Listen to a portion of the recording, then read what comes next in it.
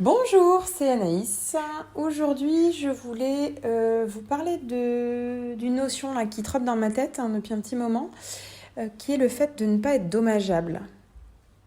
C'est rigolo parce que cette histoire de confinement, on le fait un peu tous pour ne pas être dommageable pour autrui et pour soi-même.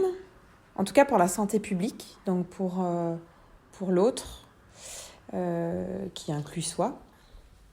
Enfin bref, je laisse la philosophie aux philosophes, mais ce que je voulais vous dire, c'est que cette notion elle est revenue en boucle dans ma tête quand j'ai eu la chance de rencontrer Florence Servan-Schreiber en fin d'année 2018 et de l'interviewer pour mon blog belledansapeau.fr. Elle m'avait dit que ce qui la faisait se lever le matin, c'était de kiffer tous ses projets, tout en étant le moins dommageable possible. Et c'est vrai que j'ai trouvé ça extraordinaire puisqu'à une époque où on nous demande de chercher notre pourquoi, notre ikigai, notre raison de vivre, notre pitch, résumer en une phrase clé ce qu'on apporte un peu au monde, j'ai réalisé qu'avoir l'humilité de se dire qu'on n'était pas dommageable à l'autre, c'est déjà grandiose en soi. Et je pense que ce que m'a dit Florence il y a presque 2 ans prend tout son sens maintenant. Et ce que je voulais vous inviter à faire aujourd'hui, si vous en avez envie, c'est simplement de vous dire comment je peux être le moins dommageable pour moi. Comment aujourd'hui, avec quelques petites touches dans mon quotidien, ou au contraire en enlevant certaines autres touches, je peux être le moins dommageable pour moi, pour prendre le plus soin de moi. Et finalement, je pense que c'est la meilleure manière de ne pas être dommageable pour l'autre.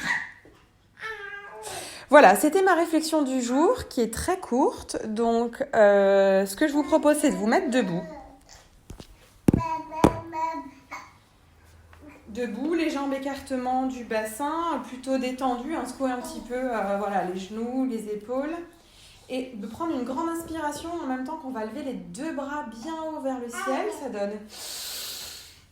Et on s'étire au maximum sur les pointes de pied, comme si on voulait toucher le plafond, on tire les doigts vers le haut et à l'expire, on vient pencher le buste, la tête, laisser pendre la tête, les bras vers le sol. Et inspire, on se redresse. On réempile toute la colonne vertébrale. Et on peut tout simplement venir se masser les joues, tapoter du bout des doigts notre crâne, notre poitrine, venir frotter nos 2 bras comme si on allait dépoussiérer un petit peu tout ce dont on n'a plus besoin, secouer les mains, dépoussiérer aussi le ventre, le dos, peut-être avec les poings serrés, dépoussiérer les fesses et continuer ces mouvements sur les cuisses et les mollets des 2 côtés.